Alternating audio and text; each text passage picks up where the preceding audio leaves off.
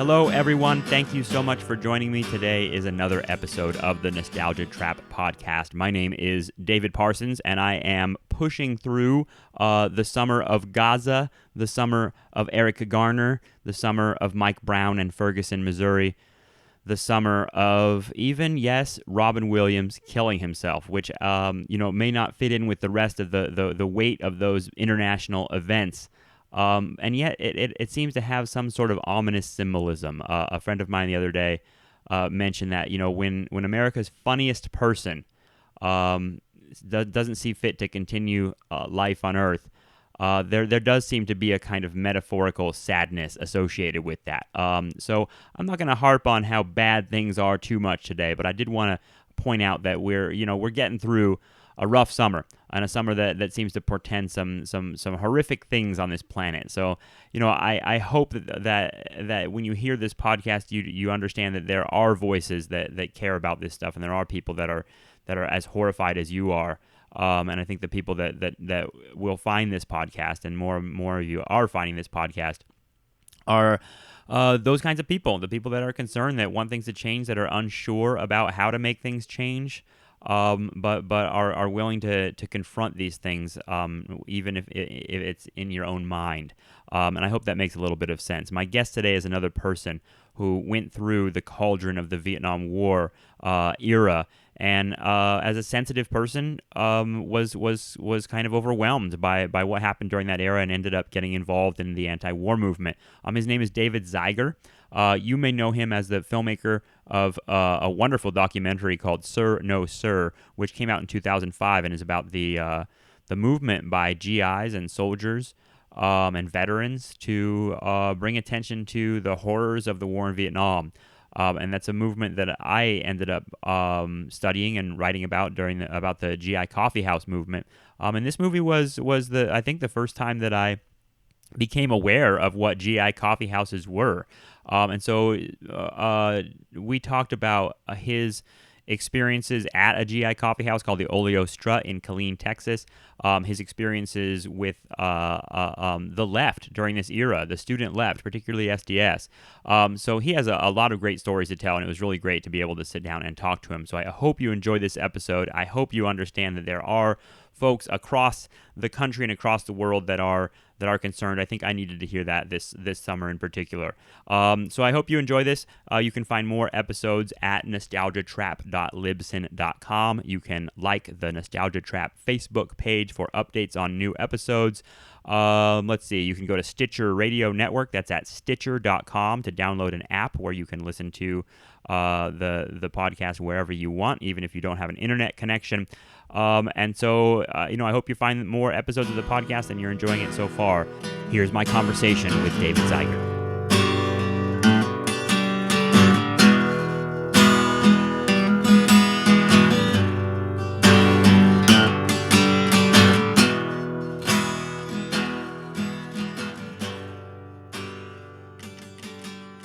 I grew up in Los Angeles. I went to Fairfax High School, grew up in Laurel Canyon. Right. I was a little too young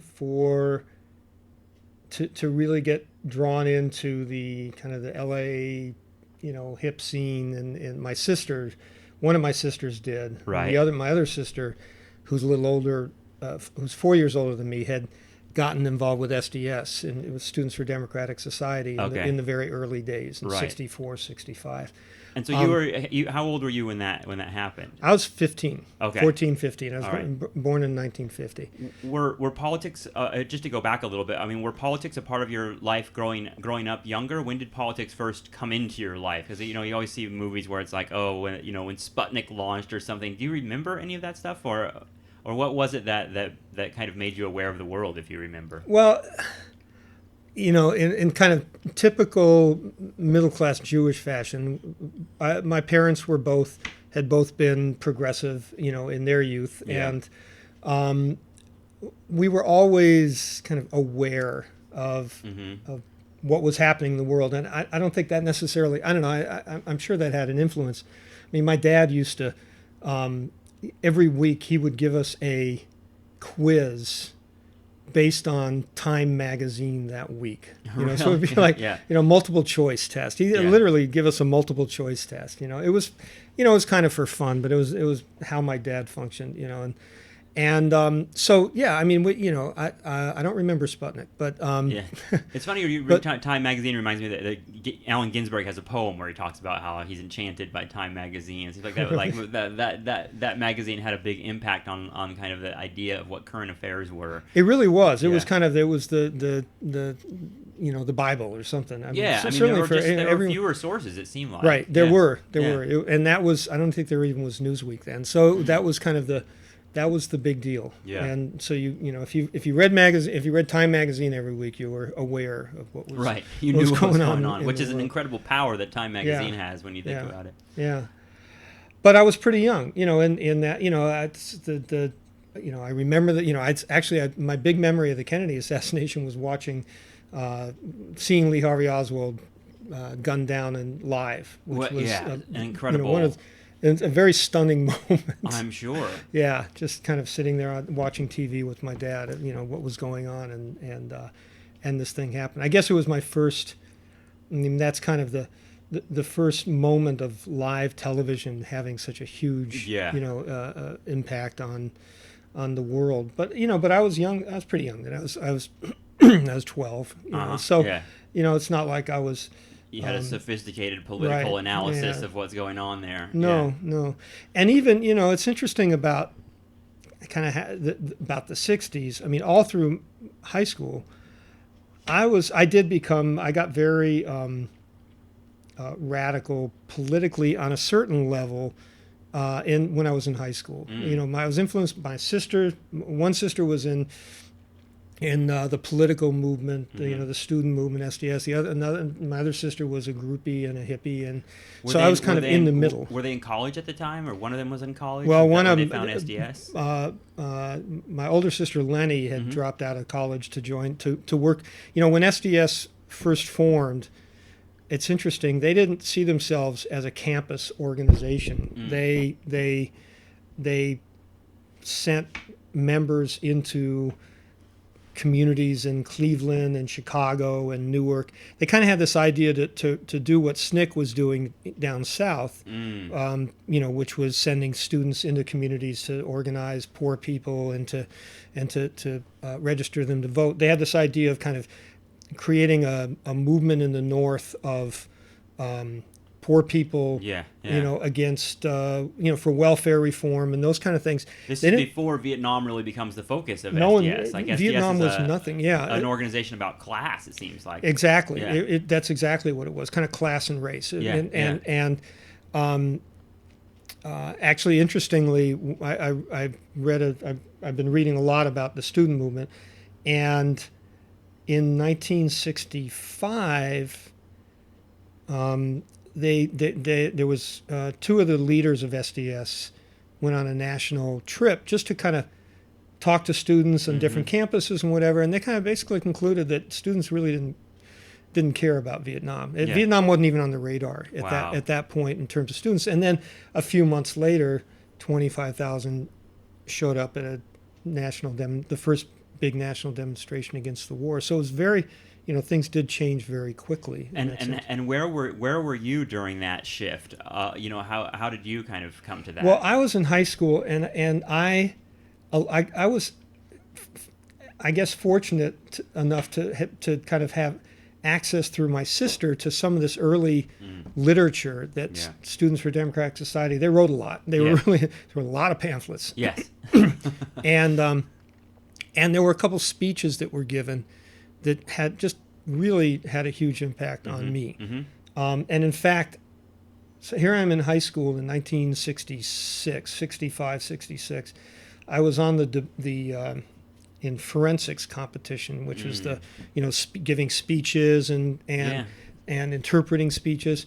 And I know 2 years in a row, each year I did what was called oral interpretation, and I used one of the speeches that had been given at the anti-war demonstrations by SDS leaders. one of whom eventually became my brother-in-law, oddly. But Is this Paul Potter? Paul Potter, yeah.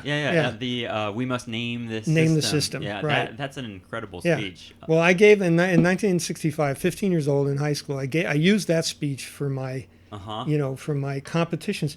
People are still using it. There's a YouTube. Oh, yeah. There's a YouTube clip of some kid at a high school somewhere giving, and it's like actually the best copy of the speech because there's no real good copy. Maybe Right. there is somewhere of Paul Potter's whole speech. There's an audio of him giving it in Berkeley, but not the original. The original, Right. at least, there's nothing that anyone's found. So it's Well, great. that's It's really great to see this interesting. high school kid from like Michigan or something, in like 2007, saying we must name this. It's really incredible. That's what I mean. It was an incredibly eloquent speech. Yeah. It puts it really well. But so I would use this in competitions, and inevitably, I never won. And the reason would be like there's 3 judges at each competition, and maybe 2 judges would give me a first place, and 1 judge would give me a last place. And it was It's political. It was the kind of my first experience with the subjectivity of competitions. Yeah. But it was very interesting. It all had to do with the speech itself. It didn't have anything to do with my delivery. It was Right. people liked the speech, So I I could say, and this is in what, like 64? 65, 65. You're giving this 65, speech? I'm giving that speech, and even and I can just imagine the reactionary conservative type Yeah. of type personality in 65, Mm-hmm. how they might view that speech as like treasonous almost. Yeah, absolutely, Because absolutely. it connects capitalism, and I mean it's more than just saying the war is wrong. That speech really kind of puts it all together, Right. In a really dramatic way. I mean, he identifies it as imperialism, but he kind of has this thing about not using that word, and he kind of has, but even in a very progressive high school, Fairfax High was kind of, very had a reputation for intellectual vigor and and all the yada yada, and even in that context in 1965, and even among most of my friends, they thought I was a nut. I mean, people really at that time, at that point in time, thought kind of getting into the politics of radicalism or against the war in Vietnam and that kind of stuff was very anathema. I mean, it really wasn't. It was not. It hadn't kicked in. Yeah. At that point, What was the culture like at this school then? If most people were heading to college, and that was like almost everyone was heading to college. There's a lot of and it was actually mainly my world was the literary. We had kind of a literary society. We all consider ourselves poets. The Dead Poets Society. Yeah, exactly. Yeah. Right. Put out a magazine, and a lot of, kind of what existed among kind of intellectual kids, middle class intellectual kids at that time. That I think was a lot of the soil that the explosions came out of was the sense of alienation with with society. Kids would write poems about being blinded, and then I had this one friend, I remember this so beautiful. It wrote this beautiful piece about a kid who was they poked his eyes out, and then they asked him why he couldn't see. It's kind of naive stuff, but a very. So it wasn't necessarily all to do with Vietnam yet. It was no, like literally Vietnam really just wasn't an alienation that was about kind of 50s and early 60s. People talk about how the early 60s were the 50s, basically. Yeah. The culture was so I don't know, homogenous. I know there are a lot of different ways of putting that, but there were, and and there was a lot of that kind of alienation, and but no one had long hair. I mean, that's a it was, I in my grad night, I graduated in 1967, and our grad night we went to Disneyland. Oh yeah, everyone goes to Disneyland in California for grad night. Right. Still, I think. But I got there, and my hair was not long. Yeah. My hair was slightly over my ears. Right. And they wouldn't let me in. Wow. they wouldn't let me into Disneyland. And this is 67. 67. This is 1967. Wow. Yeah. Wow. So 67 is like Jimi Hendrix time. Yeah. That's amazing. Yeah. But there was, the thing, there was the polarization was so intense. Yeah. At that point. So when you graduate high school, are poetry, politics, are these kind of still on your personal agenda? Were you thinking about going to college? What were you doing when you graduated high school? Well, I pretty much just kind of took off Yeah. when I graduated high school. I mean, I was much more interested in poetry, and I tried, I kind of fancied myself to be somewhere between Paul Simon and Bob Dylan, and and Did you have an acoustic guitar? I had an acoustic guitar. Yeah. I still have it. Yeah. I had a Martin acoustic. That's Beautiful awesome. guitar.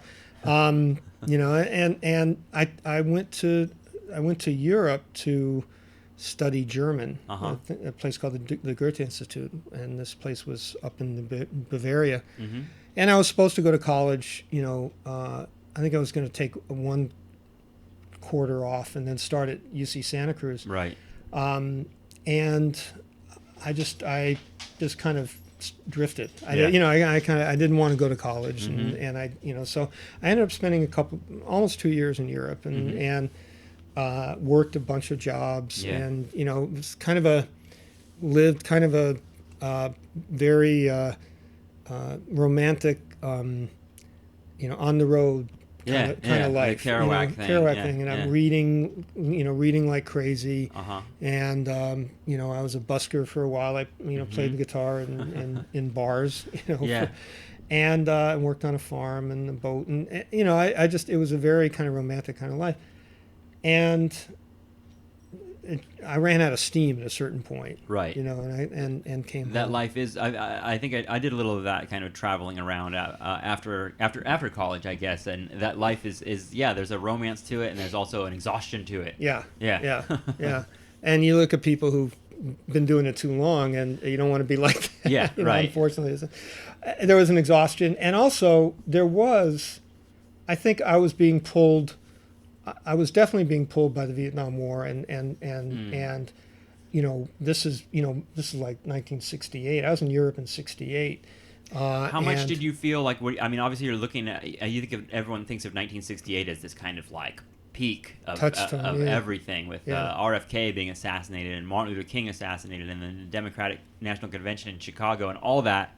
So you were watching a lot of that happen from Europe. Well, it was interesting. Must have because been weird to be over there. Yeah, it was. It was weird, but at the same time, there was, there was Paris in '68. There was the Prague Spring in '68. I mean, it was, but it was it's funny because I was just kind of on the perimeter of all that. In fact, I was on a train.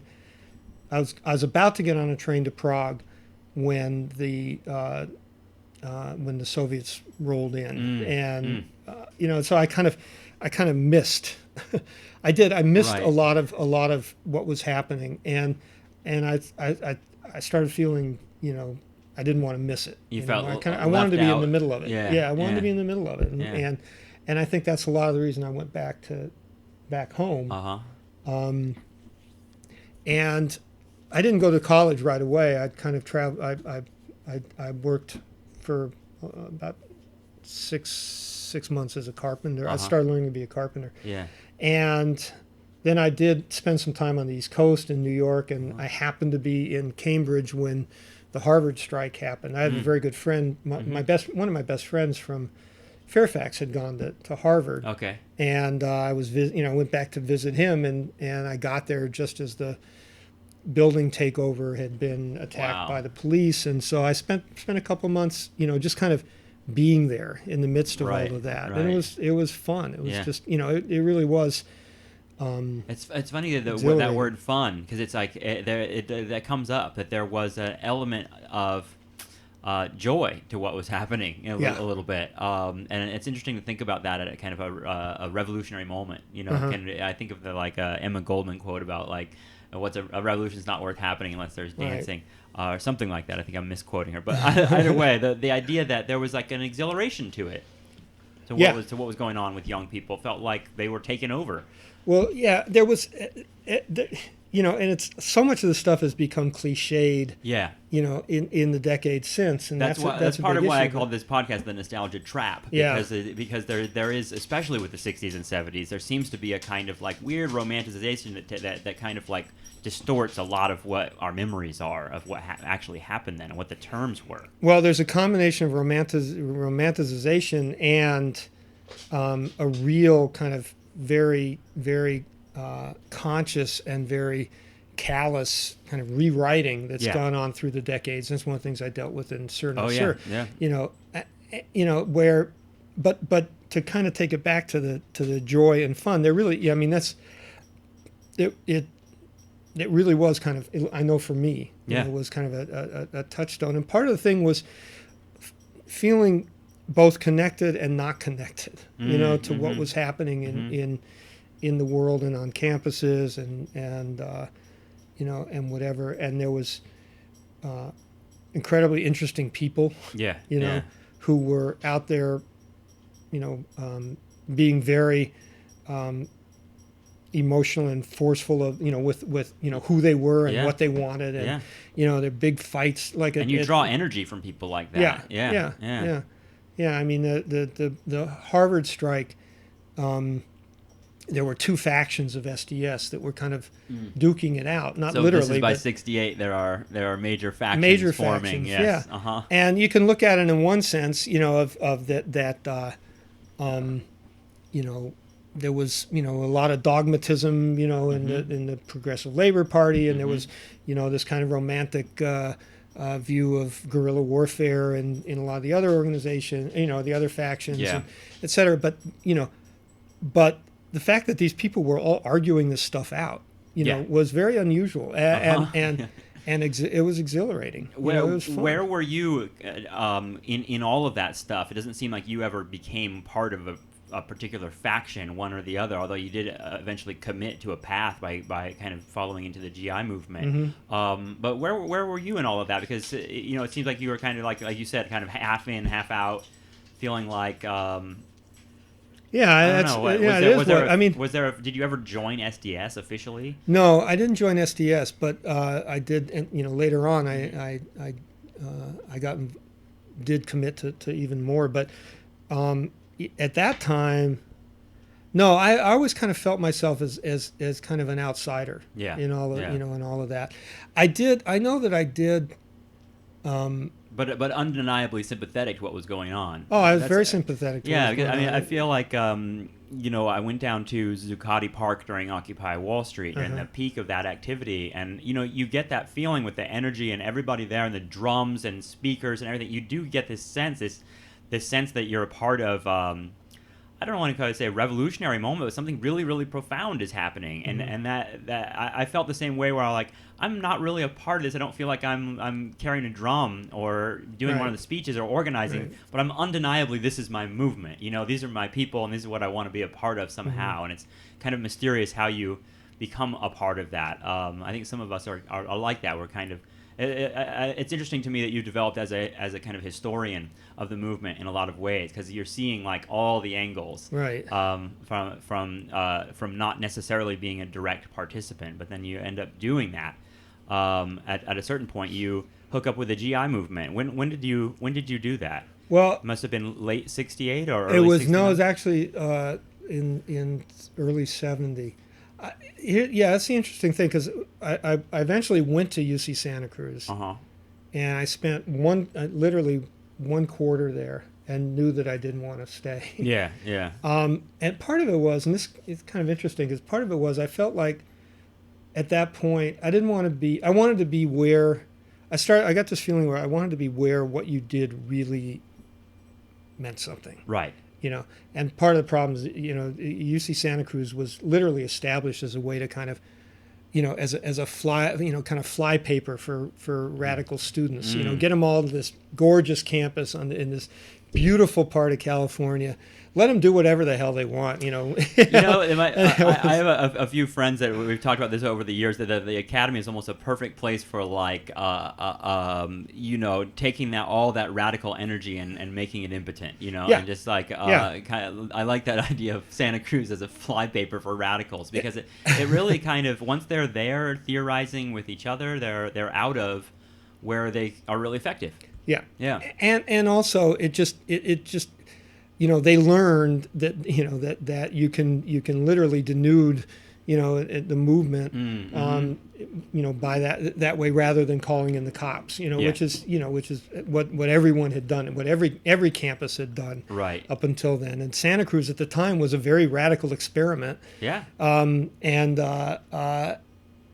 You know, but so it had that reputation even then. That's funny to me. Oh, was the point. That was the point of it. Yeah. I mean, that literally was the point of the campus. You know, was, you know, you hate society, you hate, you know, education, how it's conducted. Come to Santa Cruz. Right. No grades. Everyone playing hacky sack on the outside. And well, as an example of that, after one quarter, I signed up I joined the Venceremos Brigade, which was the large brigades of people who went to Cuba during 1969 or 69-70 sugar harvest, and I got credit. I got full credit from 3 classes for going to Cuba and keeping a journal. That was my assignment. Keep a journal. That's like a Bill O'Reilly nightmare, right? Exactly. Course credit for going to Cuba, doing some commie shit. Yeah, exactly. I mean, he's right. I mean, that's what that's literally what it was. Yeah. But I really, part of it, of going there was I was looking to see, you know, where I could go, what I could do. Yeah. And there was a lot of craziness in that brigade. I mean, a lot of craziness and a lot of... What kind of craziness? Like among the students? Among there were 600 people in that brigade. Oh, wow. And there was every political faction of the movement you could possibly imagine. Yeah. Huge tension between the third world, you know, members of the brigade and white members, and you know, just but at race the same and class, and just a lot of kind of. I remember there was you know, every race had its own caucus. There was a black caucus, a Latino caucus, and there was a white caucus. And I went to the white caucus meeting, and I just remember being so horrified because it was just arguing. And I don't even remember what it was about. You know, there was no clarity in my mind to whatever. And in the course of being there, I ran into these folks who were from the GI movement. They were, you know, both veterans and you know, civilians, like people like me, who worked in these coffee houses. And that's where I met the folks at the Oleo Strut, you know, in Texas. Right. And I knew immediately that's what I wanted to do, because they just seemed like the most sane to me at that time. They were the most together. They didn't have to argue. Yeah, there was that argument, you know, identity politics argument that started at the, you know, in the late 60s and broke up SDS and everything. It's so tricky because it's so, you know, in some ways it's such a necessary conversation to have about the, you know, how race and class is functioning in these movements, but it's also something that became the conversation in a lot of ways, or sidetracked it, and that's why I say it's tricky, because it's hard to negotiate all that. Yeah, and right now, and kind of researching and figuring out how to tell the story of the student movement in this next film, that's one of the trickiest things for me. It's kind of, how do you deal with this? I mean, it was very real. Yeah. And it was, you know, a lot of these were you know, life and death kind of issues. Yeah.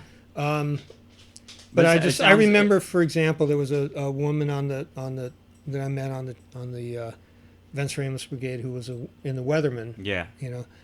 And there was an incident that happened where on a merchant ship that was going to Vietnam delivering weapons, there was a work stoppage by the seamen on the ship in protest against the war. And you know, my reaction to that was, you know, to me that was like, that's the kind of thing, that's how you're going to end the war. Yeah, it's like right? a combination of like Right. labor movement tactics with among the GIs. Right. Yeah. And her response was they should have blown the ship up. So that was kind of two very different Yeah, yeah. different approaches on that. So well, I mean, these, a lot of my friends on Facebook and Twitter are engaged in these same conversations now, over what the left is and where it's almost like the conversations that erupted from the Vietnam War during that era are coming back in the way that people are talking about whatever, situation is going on in the world right now, where there's a lot of chaos. But that question of violence and that question of race, all those questions are still open. It's really tricky. I think that's part of what the left's job is, in a sense, is to like keep the questions alive. In a sense that they're not necessarily closed. And it really ultimately comes down to what's the goal of what you're doing. I mean, that's. Well, it sounds like you had a sense of that you wanted to get away from the theorize and actually get on the ground and do something. It wasn't so much the theorizing as it was I just wanted to be where. I want to be on the ground and do where. I mean, to me, it was like a no-brainer. Soldiers opposing the war, that's going to have an impact on the war. Right. And so that's exactly Now, before you before you met those people on the Cuba Brigade that were involved in the GI movement, had you been aware of the GI movement before? Idea. So you no idea. So you didn't know that there were, because I always wondered like how much in the public consciousness was this this idea that the soldiers themselves were starting to rebel. That's an interesting question, because certainly when I went there, it was not very well known. Yeah. But in the course of the next 2 years, and certainly among people who were active, in the movement, it was known. I wasn't really all that active in the movement then. Right. But for example, before I went down there, in 68 was when things really started to happen on military bases. Right. And one of the biggest ones was at Fort Hood, when black soldiers held a meeting to decide whether they should refuse to go to Chicago when the troops were sent to Chicago for the Democratic Convention. And 43 of them were arrested. They became the Fort Hood 43, and it was a big deal. Certainly people in Chicago and all that. A lot of people, I think it was, and then in 71 there were huge demonstrations, near military bases of soldiers, veterans, Vietnam veterans against the war. In the ensuing 2 or 3 years, came pretty well known. Yeah. And it wasn't. It certainly wasn't unknown. And even if you look at, the some of the earliest films, Hollywood films about Vietnam, it was generally a given that the soldiers, didn't support the war, didn't like it, didn't like the government, right? And to one degree or another identified with the either the movement or hippies. Yeah, right. They were all smoking dope and that kind of stuff. And not all. I mean, there were in fact, the big divide in Vietnam among soldiers was between dopers and what do they call it? Juicers. Juicers. Yeah, dopers right. The and people juicers, that drink beer and listen to country music, right. and the people that smoke pot and listen to rock and roll. Right. Yeah. Right. And it's what amazing dominated to me. That dichotomy is incredible to me, because it's like this. it's both culture and politics combined so profoundly at that moment. And the race thing, the thing you mentioned about Fort Hood and the black soldiers getting together.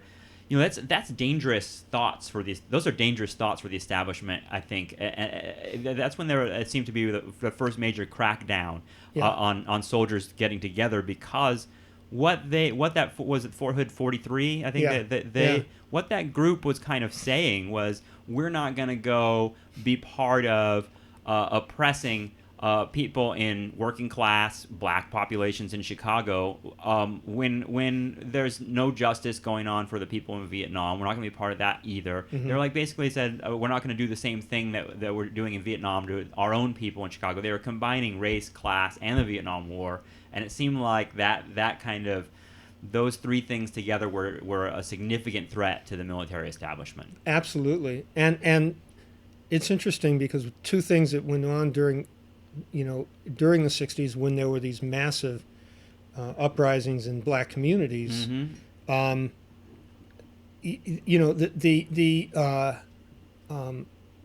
druthers of the government Mm-hmm. would have been to send, army, to send the army in, and Right. sometimes they did. Right. But that was, it was almost suicide for them to do that, because Yeah. you're sending, basically you're sending people from those communities into those communities to suppress the And communities. people that might not have chosen to join the military. Like the draft system can't be Right. ignored, and kind of like there's this sense of they're being forced to do this. Yeah. It's really kind of interesting and maybe depressing as we're sitting here talking. There's there's like racial unrest in St. Louis right now, and the suburbs of St. Louis and Ferguson around a young man being killed by the police, and the police response is that kind of like hyper militarized police. Right. They're not sending the army or National Guard. It's actually the local police that Right. have tanks and tear gas and all that stuff. It's interesting to see that.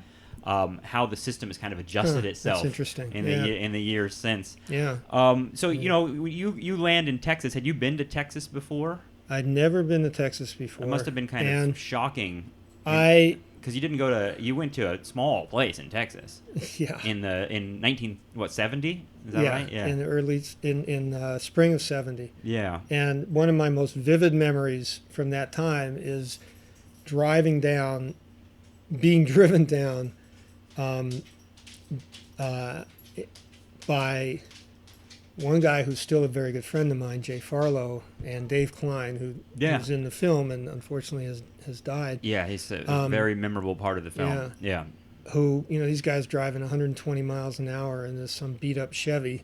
Because I'd met up with them there'd been a national conference up in Milwaukee, I think. Yeah. And I joined up then and went down, and we're driving through rural Texas, and I'm absolutely convinced that I wasn't going to get out of there alive. I just and it hit. I just have this visceral You feel memory like a civil of rights this worker fear. going from the north going exactly, south. Yeah. Exactly. In fact, just before that conference, they had been taking a group of GIs down to Austin for a demonstration against the war, and the car pulled up next to their van, and this guy in the car opened fire on the van, and Good God. and caused them to. No one got hurt. Yeah. But the van rolled and got totaled, and actually the way Dave told it, they were all high on acid. And Yeah. They didn't quite know what had happened, but the Klan had actively had done a couple things like that. Yeah, I And think it's one of the stories about the Oleo Strut is a sticker that was placed at the Oleo Strut that said like you're being watched by the Knights of the Ku Klux Klan. Oh yeah. Yeah. It was funny because I had this moment where I wished I could have gotten out of that car and gotten out of there, because suddenly it kind of dawned on me that I was this, fairly privileged middle class kid, who'd never really been in danger. Right. And I was going into this terrifying situation. I mean, that it dissipated pretty quickly once. I imagine it wasn't all monsters. I was going to ask you if there were people in the town that supported you. There had to be some population. Oh, there were. That was an interesting story too, because there was before I'd gotten there was a. How did this? There was one of the mayor, a mayor of the town, who had opposed. When the people first went in, Josh Gould and some other people first went in to open up the Oleo Strut. There were all these efforts to close it down. Yeah. The city council wanted to close it down, and I think the mayor at that time, if I have the story right, had defended their right to be there. Yeah. And it ended his career politically, and I think he ended up committing suicide at some point. Wow. But there was also That's part of the story I did not know. So the mayor was supportive of the Oleo? Don't quote me on it. I have to talk to Josh. Yeah, I don't. It's funny because I had forgotten that story completely. But but I know. Well, something like researching the coffee houses. That's what I've learned is that we really have the documents that you have on sirnosir.com, but we really have like people's memories are like the main store of like what happened during these times, and people have like slightly contradictory memories, but usually I can piece together kind of what happened. I hadn't heard that mayor story though before. Because I ended up getting the a bunch of microfiche of the Killeen Daily Herald. I think you were the one that told me to pick those up. Yeah. And I found them, and I ended up going through the editorial pages of every issue for the entire run of the Oleo Strut, and it's amazing how much the Oleo Strut came up in the editorial. Because you get the idea that it was a small town, and the Oleo Strut was like a lightning rod for talking about the war, talking about what's going on with these damn kids and their long hair and everything else. It's the most exciting thing that ever happened to Killeen. It said there's one quote. It's a headline actually. The Oleo Strut is anti-godly and anti-American. And it's like God and America together. Yeah. That's they really went apoplectic when Jane Fonda came into town. Yes. Oh yeah. And what's amazing to me, and students ask me about it when I showed Sir No Sir, because Jane Fonda is such a big part of the story.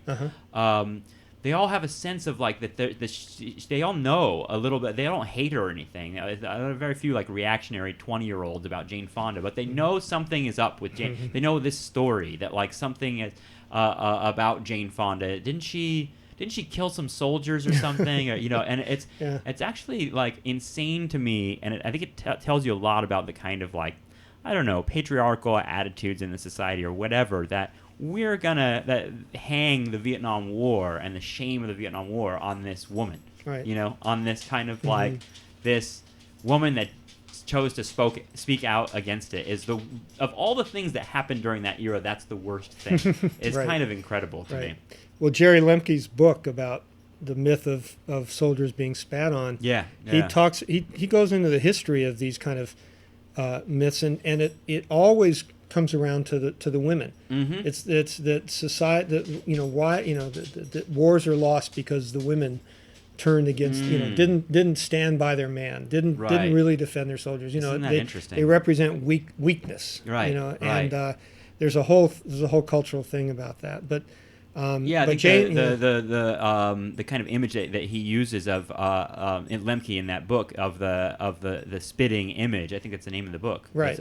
Is of some hippie woman at the airport, hippie chick spitting on a soldier, right. And it's just like that image actually burned into people's minds, right? It's kind of I feel like the 80s. It must have been hard to live through the 80s when all those myths were being kind of recalibrated. It was very painful. It was a difficult time because of that. So it sounds like you were at the Oleo Strut Coffee House for what, like 2 years? 2 years, yeah. And during that time, what changed in Killeen during that time, if anything? What were the big events that were memorable to you? Boy, a lot. I mean, when I first got there, it was in a very low period. They had just had the first what was called the Armed Forces Day demonstration. And it was hugely successful. They didn't know what to expect. It was a demonstration in Killeen. They had to go to court to get the permit to have it. Right. I don't know. Several hundred soldiers showed up. And like, also several hundred active duty soldiers from the base. Active duty soldiers from the base, because Killeen was the town of Fort Hood's town, and no GIs didn't have cars then. They had to take the bus, and so the downtown Killeen was kind of the only place that they could go anyway. But this was these were guys who had all been threatened with court martials if they participated in the demonstration, and I think about 600 soldiers actually came out, and it was just a huge explosive thing. But then afterwards, there really wasn't. It was kind of, there was no follow up. Like, what do we do? What do we do now? And so I got there when it was a real depressed time. I mean, the coffee house, no one was coming around. There really wasn't anything happening, and we had similar debates there that were going on everywhere else. Are we communists? If we are, what kind of communists are we? What direction are we going in? Are we Trotskyists? Are we Leninists? Right. And where how open should we be? There's that big issue, and I think there'd been a decision to be more open about our politics, and that scared off a lot of people, Well, because it just seems like, in retrospect, it just seems like an impossible situation in a lot of ways. Because there's like, you want to, on the one hand, you want to, you identify deeply with the Vietnamese people themselves in a sense, and like thinking like, well, there's a moment I think in the left movement of that era where, the majority of people on the left, student left, are thinking, the United States are the bad guys. We're the bad guys. So if that's true, what do we do living in the society that is being controlled by people we see as imperialists? One thing I got to say, and this is, I think, says a lot about that era. In those 2 years, in the summer after I got there, things started really picking up. And not the summer, actually, the next fall, but in 1971, there was massive. There were, we had over 1,000 GIs at the Armed Forces Day demonstration, and there was a lot of other activities that went on. But one thing that's really important here, Fort Hood was the largest armored base in the country. Yeah. Vietnam returnees, all Vietnam returnees, sitting around waiting for a year to get out of the military, and I mean. We had short timers, right? Short timers. Yeah, the ones that are back from Vietnam, but they have some time. Like 8 months. Right. They got to still sit there for a while. It took the military a long time to figure out that they should just get rid of all those guys. That's a dangerous population. Dangerous population, because it was the Vietnam vets, the guys who had been there, who were so alienated from the war and the military. And, this idea that... This is Dave Klein, right? Yeah, that's Dave's story. Yeah. The idea that soldiers, the idea that's so prominent today, that the soldiers, were alienated from the anti-war movement because the anti-war movement turned their back on them, blamed them, called them baby killers, blah blah blah. We had signs, and we had NLF flag in the Oleo Strat. I never for 1 second felt threatened by any GI for basically saying, the Viet Cong and North Vietnamese should win. Yeah. That they're right. No one. Really? No. Even people who, they couldn't argue with that. Yeah. Yeah. From the experience of being there, they knew damn well that, the U.S. had no business being in there as far as people are concerned, that it was the people who were the enemy, all of these things that were kind of standard. And maybe they supported it. Yeah. But they're not going to, get all huffy about, saying that opposing. It was, people we call goat ropers, like the local population, a lot of high school, often high school kids, who would attack us, physically. And that's interesting. When you had mentioned Eyes on the Prize earlier, and when you see some of these like reactionary white crowds throwing rocks and spitting on black students that are trying to desegregate a school, it's often very young white kids. Like they look like high schoolers, and it seems like that's like there's a weird kind of thing happening with reactionary white high school students during the 1960s. Well, there was also, frankly, even on the colleges, especially in the South, there were large contingents of white, like frat boy types. Frat boys. And that kind of... Well, actually, I just read a piece about the first student riot that happened in the 60s was in 1961 at University of Georgia, and that when 2 black students were admitted to the school, about 2,000 white students, rioted. And the interesting thing, the piece I just read about it talks about how, there was no one on that campus in any fundamental way challenged or disagreed with segregation. The debate was, whether to accept that it was inevitable, desegregation was inevitable, or whether to fight it. Wow. Among the whites on that campus, white students, and it was so universal, right, in the South, and in Texas at Killeen, before I got there would be nightly attacks on the Oleo Strut from high school kids, like you're saying, from Killeen High, from the football players, that kind of stuff.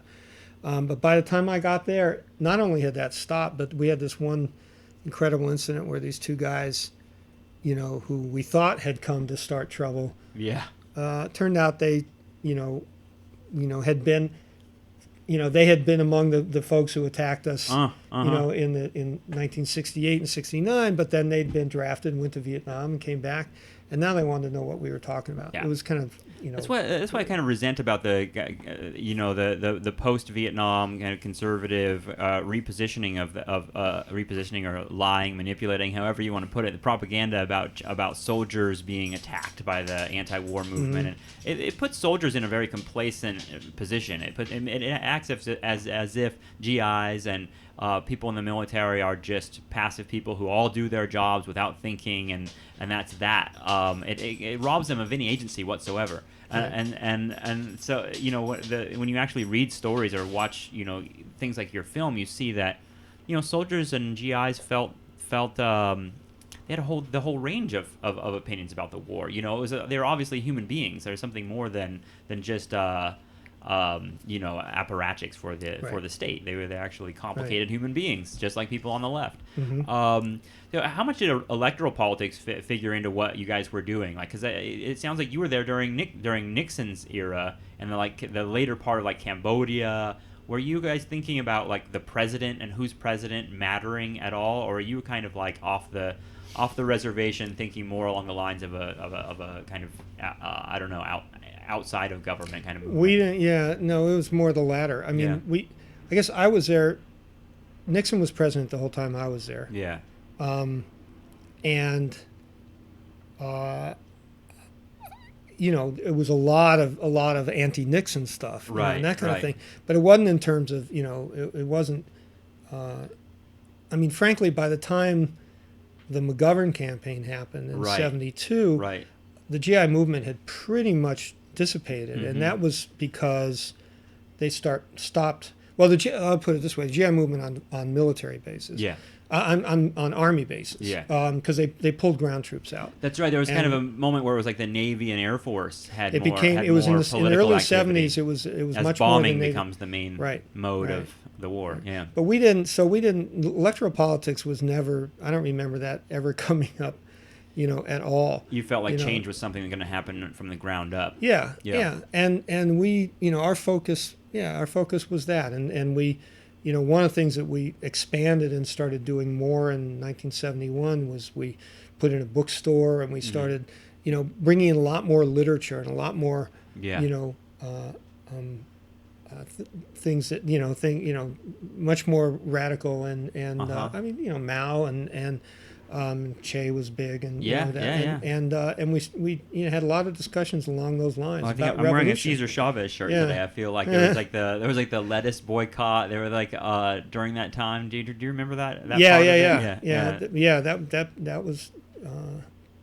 I guess the Great Boycott was going on at that time. Yeah. But we got into a lot of very kind of pretty intense theoretical stuff with GIs, and there were several GIs, particularly black, who were connected with the Black Panthers. We were reading a lot of the literature that was coming out of the the Bay Area Revolutionary Union, the Black Workers Congress. This was a time when a lot of, organizations were kind of solidifying around a revolutionary Maoist, perspective and strategy. And I know that on the staff we were reading all that stuff and really talking about it, and with a lot of the GIs who were coming around, who were more interested in, in finding a bigger solution, than just getting out.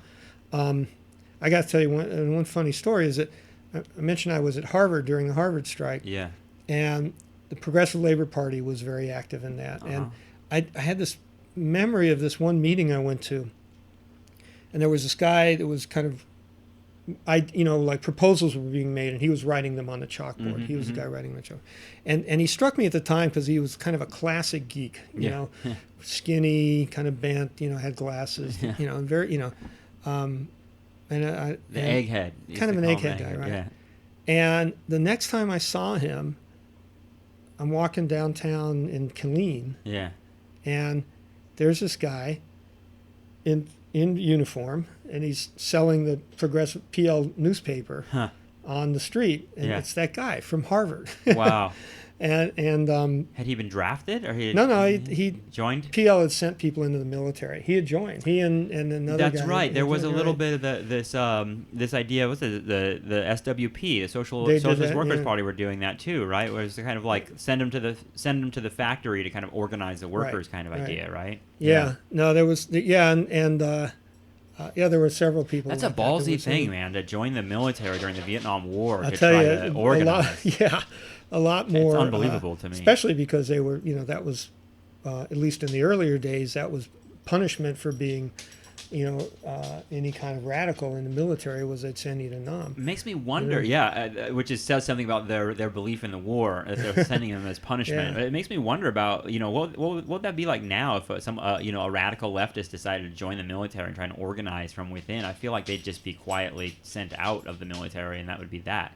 It wouldn't That's seem a like good they would question. even have the. I don't I don't know. know. The Maybe, part of what I thought about a lot with the coffeehouse thing and the GI movement is how the military responded and how the military found ways to kind of reduce the possibility of this happening again. It tells you that the GI movement really kind of struck a chord with the military establishment and the federal government, and it seems like that's part of why the draft ended. It's part of why it had a huge. I mean, the one agency in the country that paid very close attention and that to the GI movement was the military in a big way. Right. They made a lot of changes that they even let them grow their hair for a while. The Navy let them grow their hair. Yeah. But one thing they did that was big, I think, particularly in relation to Iraq and Afghanistan. Well, two things. One, they eliminated things like KP. They started bringing in. Mm-hmm. They tried to eliminate the petty shit that that people were getting upset about. But the big thing, this was an interesting thing that they did. During the Vietnam War, you got sent to Vietnam as an individual. You'd go through basic, and then everyone from that basic would get sent, and then you'd be assigned to a unit wherever. Yeah, everyone's on their own. Everyone's kind of on their own, and they created this system where from the beginning in the military you're in a unit, and that unit is together the whole time, and they do this whole thing in this is very effective in undermining opposition in the military to Iraq, in particular, was this idea you're not fighting for the government. You're not fighting for this country. You're fighting for your buddies. Yeah. And it's you've very been powerful. with this guy, with these guys, and you see, it's you just hear like, you hear it from GIs themselves, and you hear it from GIs. That's kind of the story of some of the films that have come out. And they do. Yeah, it's in it's Jarhead. It's very it's effective. It's very effective and very sinister and cynical. It is way to undermine opposition. And I know, I made a film about Iraq veterans against the war a few years ago about their Winter Soldier investigation. It's called This Is Where We Make Our Stand. Mm-hmm. Yeah. And one of the guys in particular, who's kind of one of the main characters in the film, in Marines, he'd done 2 tours in Iraq, maybe 3, and he just got, just the very fact that he came out against the war and spoke about the atrocities that had gone on, he was getting, just incredible, vicious stuff going on about him from his former, comrades, Like from the guys that, it becomes like a personal betrayal. It became exactly. It's not and even. That's how they. It's that's not how even they national. dealt with it. Yeah. Do you need to get that? Nah. So. Wait a minute. No. It'll go. It'll go. Yeah. No, I think about the war stuff a lot because and how that's changed. I mean, I guess I wanted to. I know it's probably a long story, but and we're almost done here. But I wanted to hear a little bit about how you transferred from being the radical revolutionary activist during the era to being a filmmaker. Like where did filmmaking enter into your life?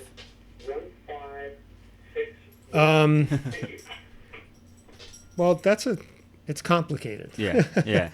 I went through many periods, after the '60s. As you said, I was,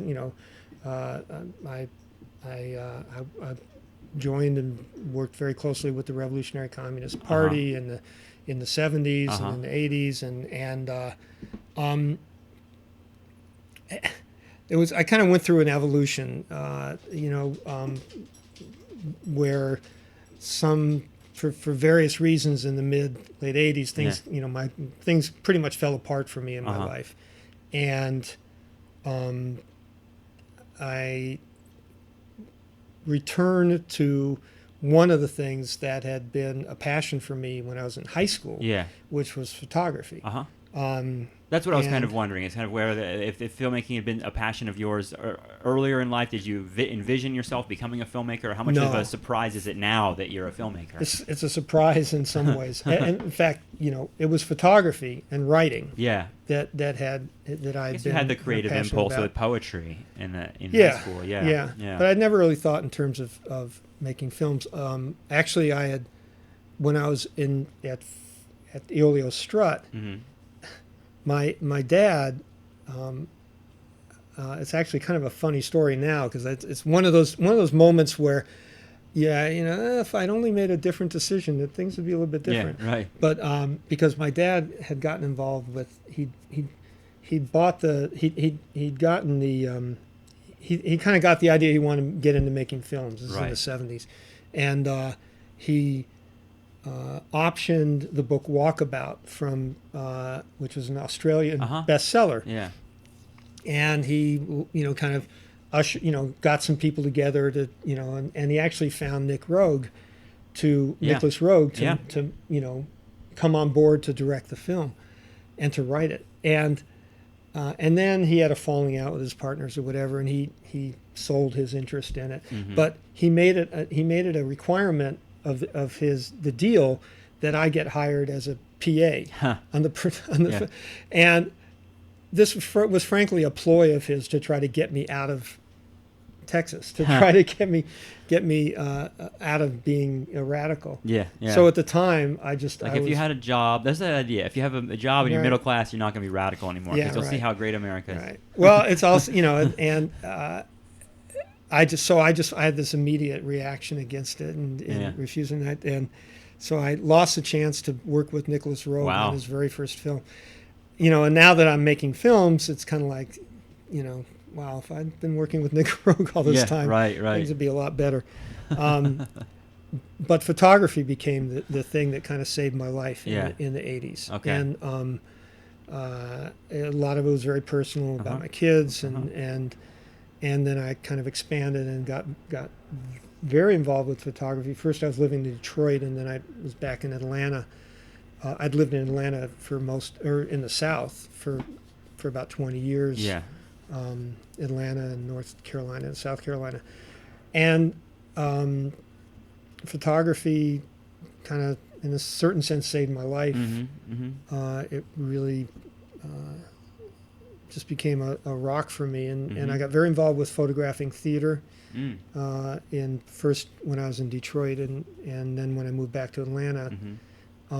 And plus I did a lot. I loved street photography and documentary photography. So I ended up, it was kind of an accident. I did a project in Atlanta called Displaced in the New South, which was photographing new immigrant communities, which this is in the early 90s, brand new, and there was a lot of interesting dynamic that was going on. And at a certain point, I just realized it needed to be a film. So in the course of things, I'd gotten to know some filmmakers, and so I just kind of backed into it. It's a pretty well-known film about immigration. There aren't a lot of documentaries about particularly the recent immigrant experience in the United States. It seems like that's been that's been kind of a passion of yours for a while. Isn't your company's called Displaced Films? Well, that's where it came from. It was based on a Flannery O'Connor story called The Displaced Person. I was real obsessed with Flannery O'Connor for a long time. And The Displaced Person is this incredible story about a small town somewhere in Georgia after World War II, complete segregation, and the church brings a refugee from from Europe, Yeah. from the concentration camps. This guy who's, Jewish refugee from Eastern Europe, has no connection, no sense at all of what the South is about. Right. Right. And just he tries to. I think there's one thing he's trying to get his daughter to over there too. She's still in Europe. Right. So he offers to one of the black sharecroppers, if he'd marry Right. his daughter. Right. He this is a way to get her over here, and so very kind of Not piece by understanding piece, the culture of that. not understanding, Yeah. not Yeah. having any connection with Right. it, and ends up is this incredible scene at the end of the play, the end of the story, where he's working in a field or something, and a tractor that's up on a hill, its brakes give way, and it starts rolling towards him. There's Yeah. no one on it, but the white field workers and the black field workers, and they're all there, and they watch this, they see, and they know that this thing's going to hit Yeah. this guy and kill him, Yeah. and no one does anything to stop it. He's become this kind of pariah Yeah, for yeah. for everyone, Yeah. because the way things are, Mm-hmm. for black or white in that story, Yeah. you couldn't mess with it.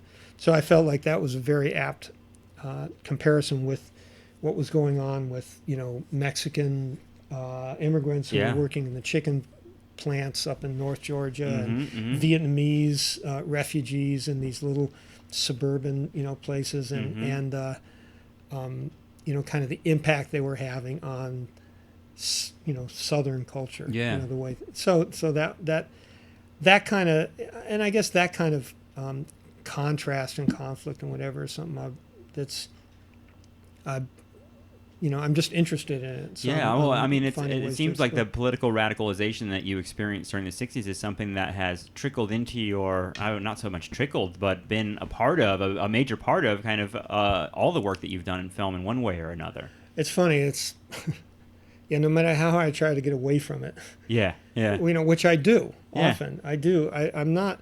I'm kind of a reluctant. You said I was a historian about Yeah, the '60s. right. I'm a very reluctant historian about the '60s. Yeah. Um, Why do you say that? Well, you 'cause do it, I have say kind that of an because ambivalent. You do it so well. I'll say that. That's funny. Well, maybe that helps. Yeah. I have an ambivalence about it. I'm uncomfortable with some of the smugness that can come out of that. Yeah. No, I know what you mean. Yeah. And Do you mean like look what we did Yeah, kind of? yeah, Look at how like we we were changed better the than you. world. Yeah. right, we Yeah. changed the world. All these kind of these tropes, these easy catchphrases. I feel like, like you're saying. Frankly, the nostalgia trap is not a bad, characterization. What's his name? The yippie who steal this book. Abby Hoffman. Abby Hoffman. Yeah. Yeah. Who struggled with depression, his whole life. Uh-huh.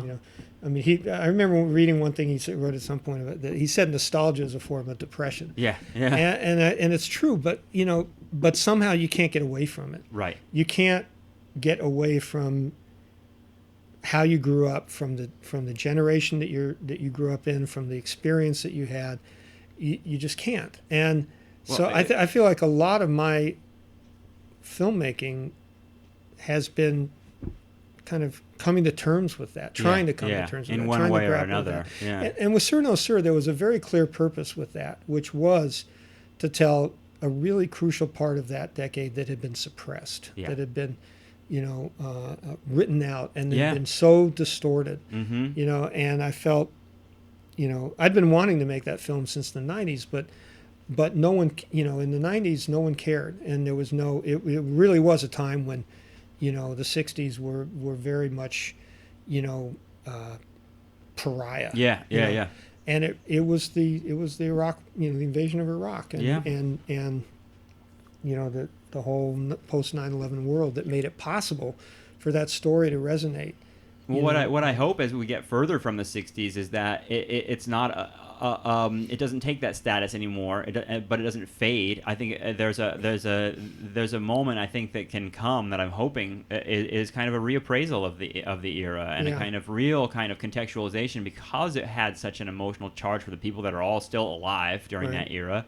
And the memories do get distorted after a while. The '60s themselves take on this weird kind of like stereotype on the one hand, but also this distorted memory, but also real shit happened during that era. It was an earthquake. I just talked to Todd Gitlin a few weeks ago, and he describes it as a nervous breakdown where people that were sensitive and politically conscious were losing their minds a little bit from what was going on. It wasn't just beads and love and rock concerts, but there were actually people dying and horrific things being perpetrated by the U.S. government and by people around the world. It seems like it makes sense to me that it's still. I think of it as this earthquake that we're still the little needle on the seismic chart is still quivering from the '60s in a lot of ways. We're in the shadow of it in many respects, but. I think that your work, I mentioned to you before, but I wanted to say it on the show. Sir No Sir is a film I've shown many times in class. It's unique in the sense that it has a take on the '60s that isn't that romanticization, that has a kind of very contemporary edge to it. And I thank you for making that movie, and I'm excited to see whatever you do next about the '60s or about whatever you're doing. I think your work is really important. I want to thank you for sitting down with me. Thank you so much. Thanks a lot. It's been great. I love it.